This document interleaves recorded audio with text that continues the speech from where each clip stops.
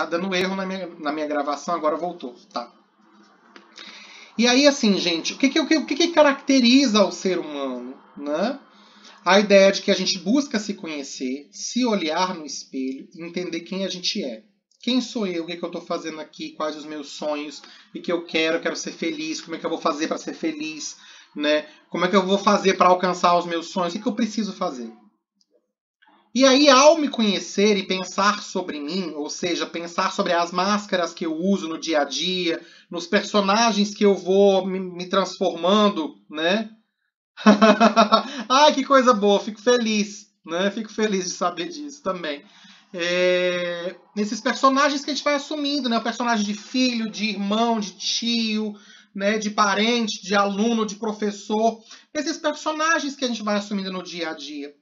E aí, assim, os conflitos, né? Do tipo, aquela pessoa que é de esquerda e a família é de direita, né? Alguém que vota no Lula e a família é do Bolsonaro, esses confrontos políticos, os confrontos ideológicos, os confrontos morais, os confrontos religiosos, né? E aí, de repente, a gente começa a se olhar no espelho e percebe que aquela religiosidade às vezes não faz mais sentido, aquelas respostas que a gente recebia às vezes não fazem mais sentido.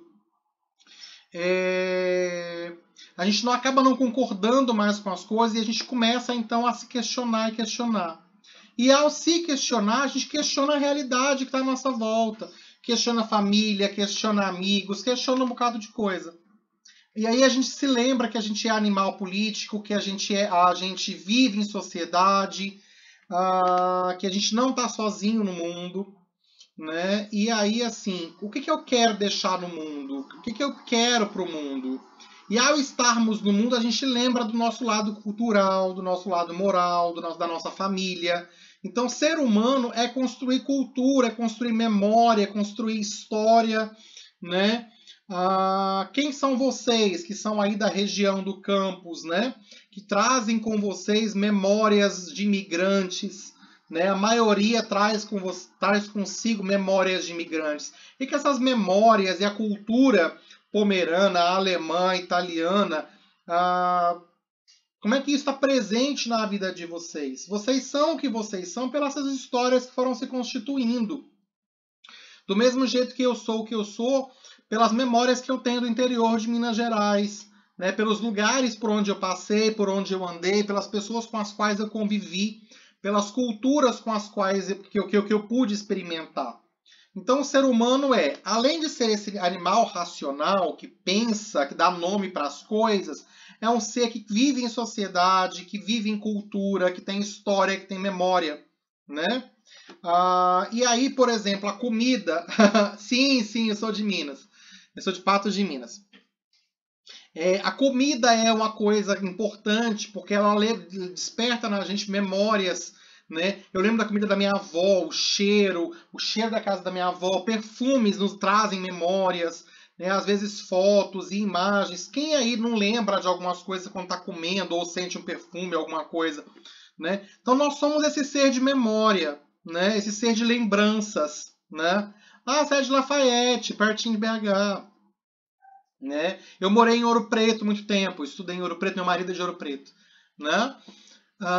E aí, assim, tá, gente? Nós somos, então, um ser racional, um ser de memória, cultura e história, mas nós não somos só isso, a gente também é corpo e desejo, né? E aí a gente precisa compreender a dimensão do nosso corpo, a dimensão da nossa corporeidade.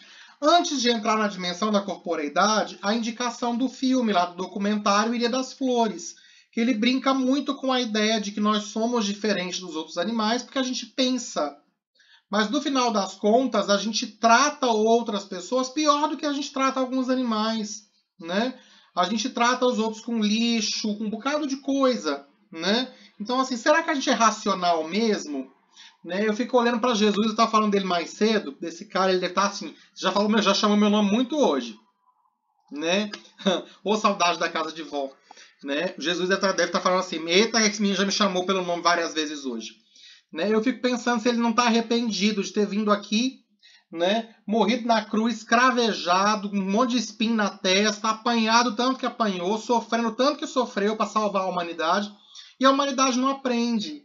Essa humanidade que se diz racional, que se diz cristã, mas não é capaz de amar o outro, porque o outro é preto, o outro é pobre, o outro é gay, o outro é bicha, o outro é sapatão, né? Um bando de gente que se diz cristão e só ama se tiver segundo os critérios estabelecidos anteriormente pela própria cultura, pela própria religiosidade, como se o próprio Cristo tivesse colocado algum critério para amar, né? Sendo que o único critério era amor e ponto, né?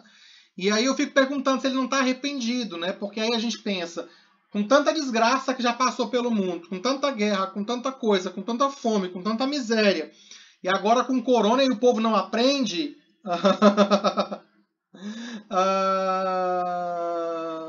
Já vou te explicar, Stephanie, tá? E aí, tanta coisa acontecendo e a gente não aprende, né?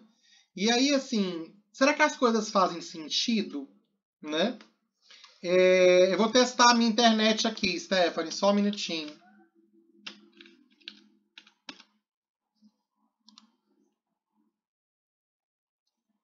Porque eu tô subindo vídeos no YouTube. E aí, desde de manhã. Mas a minha internet agora ficou ruim mesmo, tá, gente? Ela tava até boa, até agora há pouco. Tava dando 50 mega, agora não tá dando nada.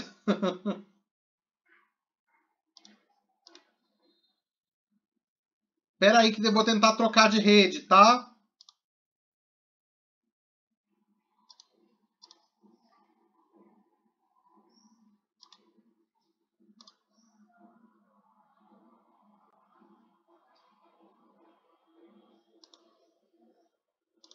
Gente, melhorou?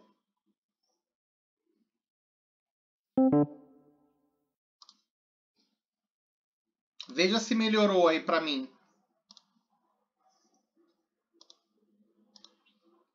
Eu troquei de rede aqui.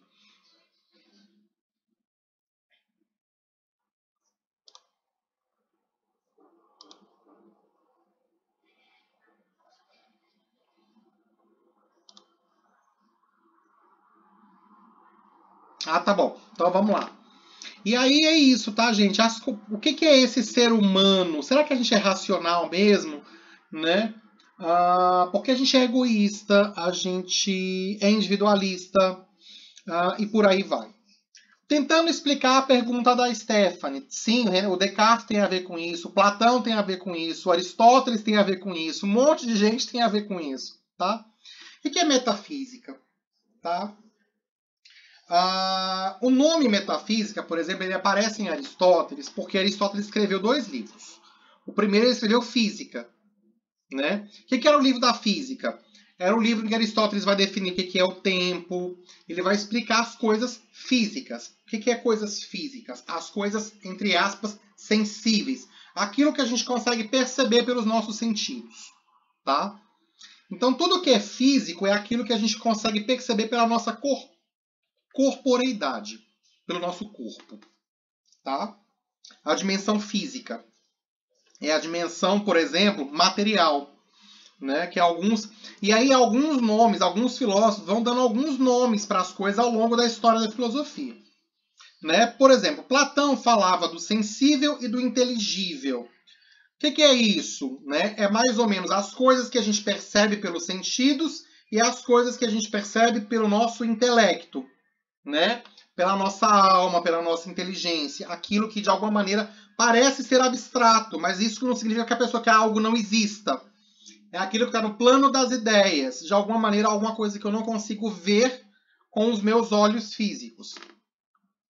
Aristóteles vai falar da metafísica, da metatafísica, aquilo que é depois da física. Então, primeiro, tem uma explicação de quem reuniu os livros do Aristóteles ao organizar o biógrafo, lá o editor do Aristóteles, né, o aluno dele que organizou os escritos, colocou o livro da metafísica depois do livro da física, sobre o tempo e as coisas materiais.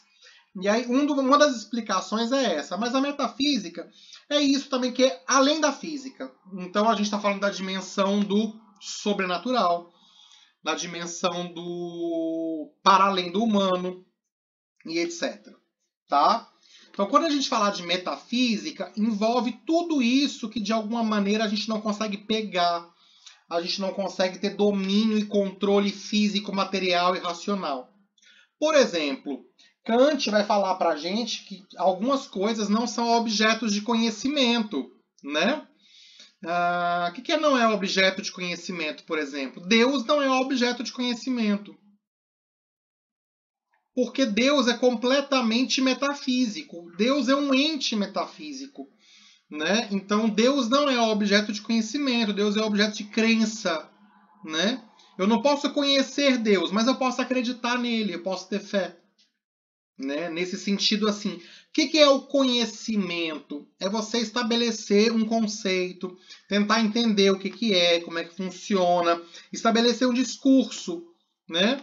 Então, no final das contas, por exemplo, qualquer discurso sobre Deus é uma mera conjectura, porque no final das contas, por mais que eu tente explicar Deus, Deus escapa às explicações. E aí é uma opção, eu acredito ou não acredito, né?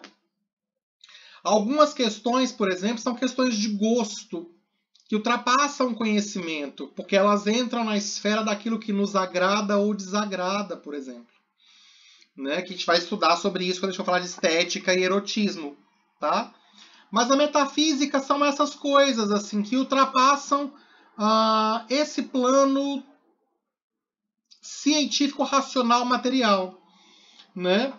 Por exemplo, quando Platão falava assim, né, que existem coisas para além das aparências, existem ideias, né? E as ideias são eternas. Né? Então, se a gente fechar os olhos e pensar assim, todo mundo imaginar uma cadeira, cada um de vocês vai imaginar uma cadeira. Né? A cadeira da Stephanie pode ser preta, a da Gabriela pode ser azul, a do Edson pode ser de madeira, a do Matheus pode ser de ferro. Cada um vai imaginar uma cadeira. E no final das contas, todas essas cadeiras que a gente está imaginando são cadeiras. Porque, de alguma maneira, existe uma ideia de cadeira, né? Mesmo em outro idioma, em outro país, né? De alguma maneira todo mundo sabe o que é uma cadeira e reconhece uma cadeira, né? Então, eu estou imaginando a cadeira do IFES, né? Então, existe uma cadeira num plano, em algum lugar da imaginação, do conhecimento, num plano metafísico, intelectual, inteligível, que é uma ideia de cadeira, né? Por exemplo, para Platão. Para Aristóteles, existe uma causa para todas as coisas, né? E algumas dessas causas, elas estão no plano do inteligível, do metafísico, né? É como se existisse um Deus, uma espécie de motor imóvel que move por amor sem ser movido. Existe uma força, uma energia que coloca as coisas de potência em ato, que faz as coisas acontecerem. Né? Como se existisse uma energia mesmo que faz as coisas acontecerem. O que é fazer acontecer? Nascer, crescer, morrer. Né? Geração e corrupção. Nascer, crescer, morrer, acabar e nascer de novo, e etc, etc, etc. Mas deve existir alguma coisa que faz as coisas se movimentarem. Né? Uma espécie de energia de alguma maneira. Né? Na Idade Média, a partir de Agostinho principalmente, usando alguns termos gregos, a palavra Deus, Theos, né? A gente vai ouvir falar muito de Deus mesmo, enquanto Deus que cria, Deus que faz as coisas acontecerem, Deus que ama, o amor de Deus que faz as coisas acontecerem, a inteligência divina, né? A providência divina que faz as coisas acontecerem. Então, tudo isso que está para além do âmbito do que a gente consegue pegar e perceber pelos nossos sentidos, é de alguma maneira metafísico. Isso não significa que as coisas não existam. As coisas existem, tá? Uma coisa é estar no plano da abstração, da imaginação, mas elas são reais. E às vezes são muito mais reais do que as coisas que a gente acha que são reais. Que é o que Platão já tinha chamado a atenção para a gente lá atrás sobre que as aparências podem nos enganar. Então, como é que a gente acha a verdade das coisas? Investigando as coisas. Tá? Usando essa nossa capacidade racional. Mas em vários momentos a gente vai usar da imaginação, da fantasia, do erotismo, de uma série de outros elementos que nós temos para conhecer o mundo ou para nos relacionarmos com o mundo, tá? O que é a pergunta desse ano de filosofia? É a gente se olhar no espelho e falar assim, o que a gente é, afinal de contas? Porque não é uma das perguntas mais difíceis de serem respondidas. E aí o convite que eu faço para vocês é não ficar preso a tentar responder a pergunta, mas a resposta em si, mas ao processo, ao caminho, né, a essa construção. Porque hoje vocês podem se olhar no espelho e falar uma coisa, eu sou isso, eu sou assim, é assim que eu penso e tal. Amanhã vocês podem mudar de opinião e se perceberem diferentes. Né? É crise mesmo, é a gente reconhecer que a gente vive em crise, tá? Que é o que é legal, que é o que é bacana, a gente reconhecer essa crise e tentar de fato, apesar de ser piegas, né, criar neste momento de crise, né? Fazer acontecer neste processo. Quando a gente convida para filosofar, a gente fala assim, vamos aprender a filosofar junto, porque a gente não aprende filosofia. Eu posso até decorar um monte de teoria, decorar o nome de filósofo, decorar um monte de coisa, né? Mas o que é aprender filosofia? Aprender filosofia é aprender a filosofar, aprender a pensar conceitos, aprender a perguntar e a tentar dar respostas para as coisas. E uma das perguntas mais difíceis é exatamente isso, né? O que eu sou? Quem eu sou? De onde é que eu vim? Para onde eu vou? Será que eu vou para algum lugar depois que eu morrer? O que eu estou fazendo aqui? Será que eu sou feliz? O que eu quero? O que eu desejo? Né? Nossa, eu podia estar vendo Netflix, Globo, podia estar dormindo e eu estou aqui assistindo a aula de filosofia. O que eu vou fazer com isso? Né? Ou na hora que a gente está na aula de matemática, física e química, fala assim, onde é que eu vou usar isso na minha vida? O que eu vou fazer com essa fórmula na minha vida? Né? Aquele momento que você pensa assim, né? Mais um dia, quase 40 anos, eu não precisei da fórmula X para nada, né? Mas está lá, né? No ensino, no currículo e etc e tal. Obrigado, Stephanie. Né? E aí, assim, o que a gente faz com isso? Com essas perguntas? Essas perguntas, elas nos levam a um lugar da inquietação. A inquietação abre para a gente portas da imaginação, da poesia, da fantasia e da racionalidade. Né? É um lugar perigoso? Muito, para nós e para os outros. Porque é um lugar do incômodo. Porque quanto mais a gente pergunta, mais a gente incomoda aquilo que está estabelecido. Né? Porque a gente passa a não aceitar mais as regrinhas, a gente conformada, né? As coisas chatas, assim. A gente não aceita qualquer resposta. A gente quer respostas bem dadas, bem elaboradas, bem pensadas. A gente quer refletir, a gente quer conteúdo, né? Tudo bem que tem hora, gente, que a gente manda o conteúdo às favas, né? E vai tomar uma cerveja, vai tomar um milkshake, vai fazer qualquer coisa na vida, né? Que às vezes é mais interessante. Mas é importante a gente começar a se dar conta e a tentar fazer essa reflexão. Mesmo sabendo que a gente vai incomodar. A gente vai incomodar a gente mesmo, que a gente vai ficar inquieto, porque a gente não vai aceitar mais qualquer coisa. A gente vai incomodar a gente que está à nossa volta, incomodar a família, irmão, pai, mãe, incomodar líderes religiosos, incomodar colegas de sala, incomodar professor. A gente vai começar a incomodar pessoas que pensam diferente da gente. Isso não significa que a gente seja a verdade, que a verdade esteja do nosso lado. Mas significa que a gente está provocando. E ao provocar, a gente está chamando para reflexão. Tá? É isso que a filosofia faz. E aí, então, assim, refletir sobre quem eu sou. Talvez eu nunca chegue numa resposta, né? Provavelmente eu vou morrer tentando responder quem que eu sou, o que que eu quero, né? Como é que vai ser minha vida, sobre os meus sonhos, etc. Né? Mas a gente precisa aprender a ter coragem também, sabe, Stephanie? Porque tem hora que a gente fica segurando muita coisa que a gente quer falar, e aí às vezes quando fala a gente sai atropelando igualzinho trator, né? Ou então a gente engasga e adoece porque não fala, né? Porque a gente segura pra gente e não solta, né? Então aos pouquinhos a gente tem que ir aprendendo a falar, né? E a exercitar. Se é na aula de filosofia, na aula de literatura, no texto, na redação, em algum lugar, é importante que a gente comece a falar, nem que seja com a gente mesmo, num diário, num texto, escrever poesia, fazer alguma coisa. É importante que a gente comece, tá? e a problematizar mesmo. Porque quando a gente problematiza, essa pergunta, ela incomoda, mas ao mesmo tempo ela liberta, no sentido de a gente vai se entender enquanto sujeito. Opa, nem tudo eu preciso pensar antes de fazer. Né? Eu não sou obrigado a ser feliz o tempo inteiro, eu não sou obrigado a acertar tudo, eu posso errar, eu sou humano, né? Eu tenho desejo, eu tenho vontade, eu não preciso. Oh, meu Deus, não faz isso não, né? Tem hora, gente, que a gente precisa falar assim, eita, o que eu quero? O que é importante para mim, né? E aí, às vezes, a gente passa muito tempo da vida com medo de falar, porque a gente tem medo de magoar os pais, as pessoas que nos amam, as pessoas que a gente ama. E aí a gente deixa de falar, a gente deixa de conversar. Só que a gente precisa começar a colocar para fora isso que a gente está pensando, tá? Afinal de contas, é isso que a gente é, tá? Nós vamos falar o ano inteiro sobre isso, né? Como é que a gente existe no mundo? Como é que a gente se coloca como sujeito? Como é que a gente vive em sociedade? Né? Como é que a gente se constrói? A última parte do texto que eu vou disponibilizar para vocês é sobre isso. Assim, a vida é uma obra de arte que a gente está construindo o tempo inteiro.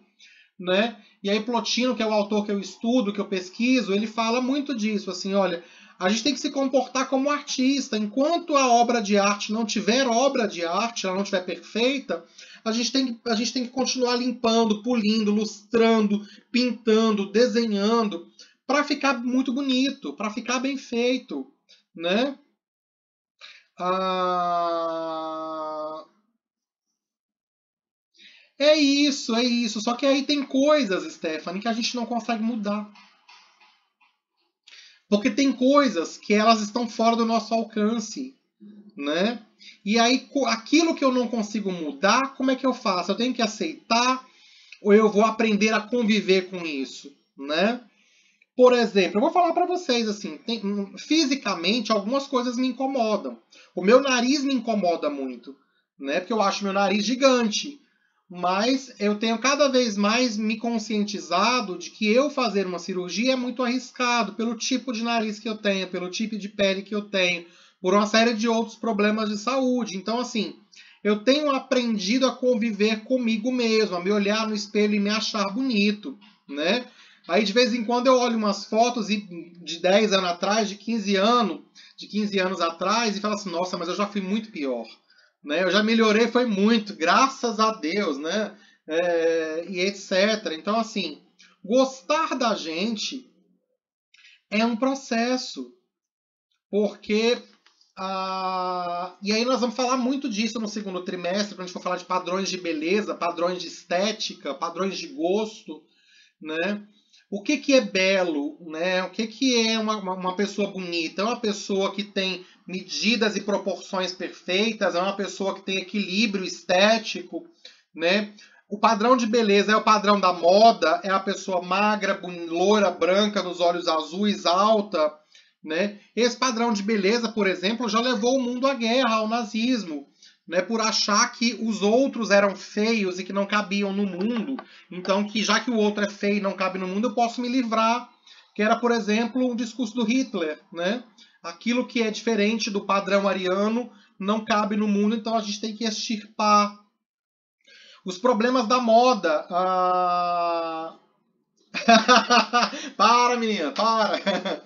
Não tem perfeito, não. Tá? A gente se esforça.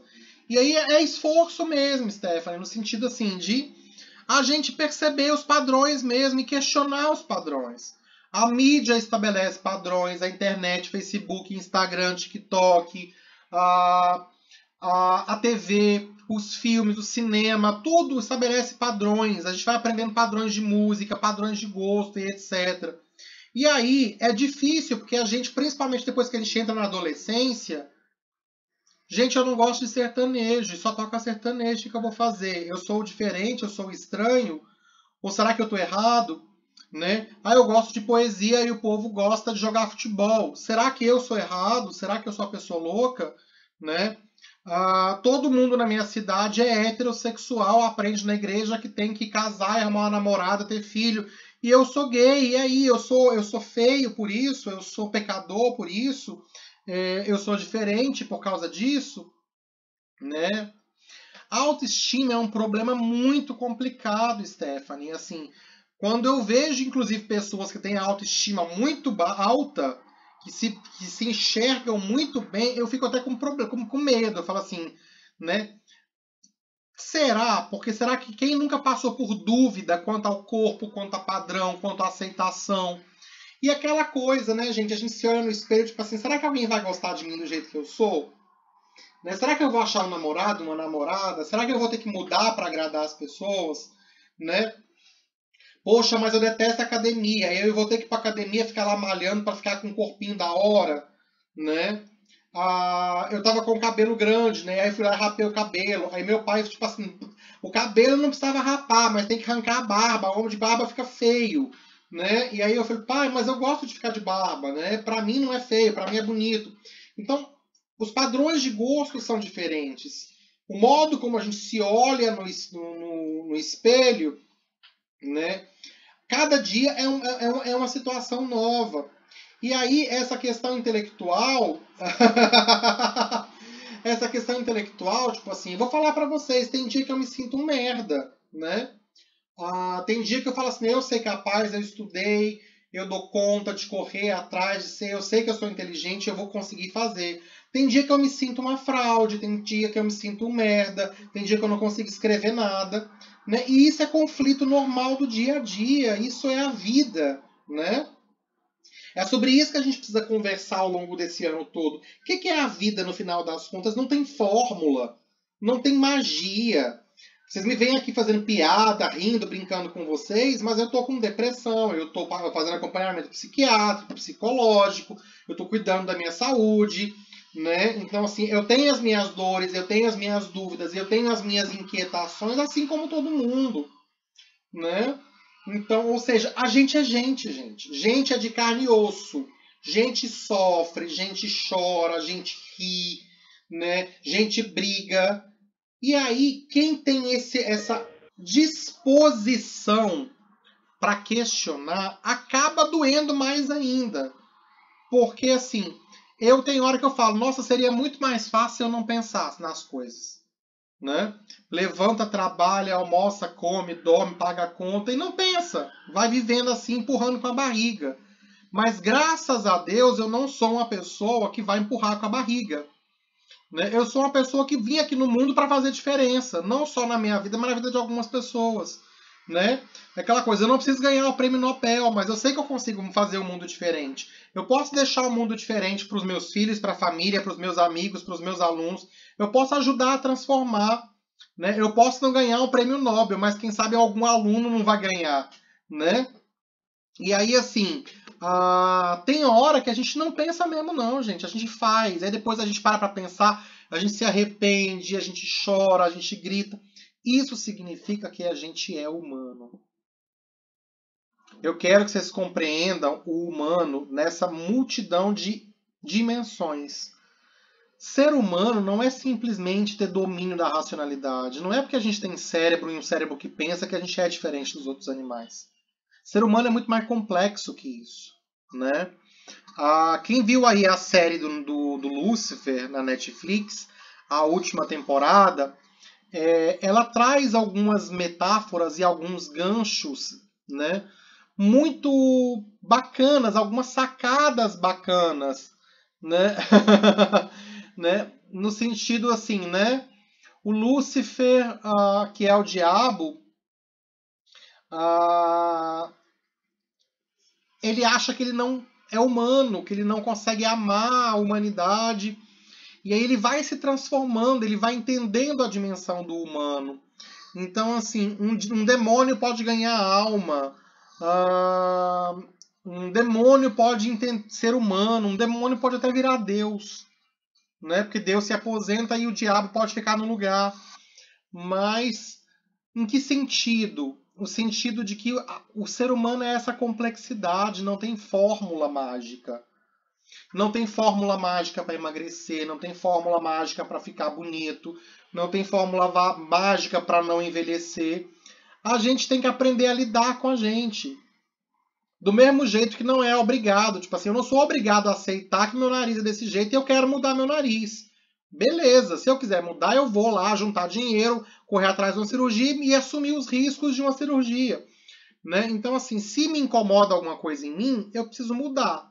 Se me incomoda alguma coisa na minha alma, né, no meu jeito de pensar, eu preciso refletir sobre isso. O que a gente realmente precisa fazer é refletir. Ou simplesmente escolher, eu não vou pensar, estou cansado, vou fazer pipoca, vou fazer um café, assistir um filme qualquer, daqueles de comédia que eu não tenho que pensar muito, porque já tem problema demais na vida.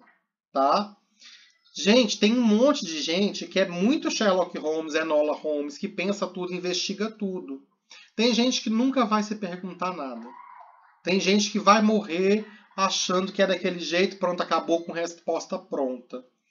E aí, assim, nesse momento não me interessa muito o que os outros estão pensando. Me interessa como é que eu e cada um de nós vai se olhar no espelho e se construir enquanto sujeito.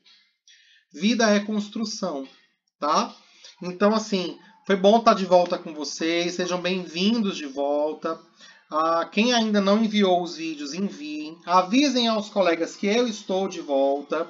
Que tem prova lá no AVA na última semana de julho, na penúltima semana, né? Do dia 19 ao 23, exercícios para vocês fazerem. Vou liberar os textos, os vídeos, tá? E vou assistir aos vídeos que vocês me mandarem das máscaras, tá bom? No mais, gente, obrigado. Valeu, Stephanie. Tô doido para conhecer vocês. Quem sabe a gente não volta em setembro e se encontra pessoalmente, né?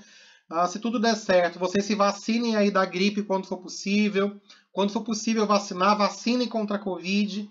Né? E quem sabe a gente não se encontra ainda esse ano para se conhecer pessoalmente. Tá bom? Beijinho, gente.